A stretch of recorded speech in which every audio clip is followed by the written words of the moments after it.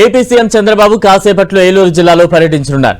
ఉపరాష్ట్రపతి సిపి రాధాకృష్ణన్తో కలిసి దేశంలోనే మొట్టమొదటి నాన్ జిఎంఓ పాప్కార్న్ మొక్కజొన్న హైబ్రిడ్ విత్తనాన్ని ఆయన ఆవిష్కరిస్తారు.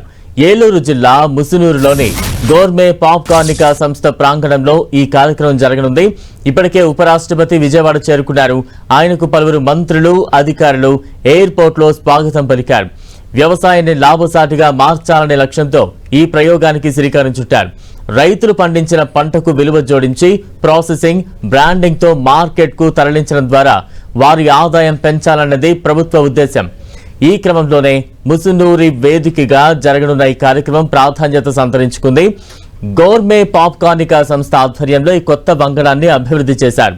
ప్రస్తుతం ఈ సంస్థ దేశవ్యాప్తంగా వేలాది ఎకరాల్లో పాప్కార్న్ మొక్కజొన్నను సాగు చేస్తూ వేలాది మంది రైతులతో భాగస్వామ్యం కలిగి ఉంది. ముసునూరులో ఏర్పాటు చేసిన ఈ ప్లాంట్ ఏసియాలోనే అతిపెద్ద పాప్కార్న్ ప్రాసెసింగ్ కేంద్రాలలో ఒకటిగా గుర్తింపు పొందింది. దేశంలోని వేలాది సినిమా థియేటర్లకు పాప్కార్న్ సరఫరా చేయడంలో ఈ సంస్థ కీలక పాత్ర పోషిస్తోంది. ఉదయం తన క్యాంపు కార్యాలయం నుంచి బయలుదేరిన సీఎం ముసునూరు మండలం కాట్రేనిపాడుకు చేరుకుంటారు.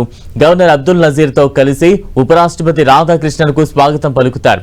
అనంతరం ఉదయం 11 గంటలకు జరిగే హైబ్రిడ్ మొక్కజొన్న విత్తన ఆవిష్కరణ కార్యక్రమంలో పాల్గొంటారు. కార్యక్రమం ముగిశాక మధ్యాహ్నం 1:20 తిరిగి రాష్ట్ర సచివాలయానికి చేరుకుంటారు సీఎం.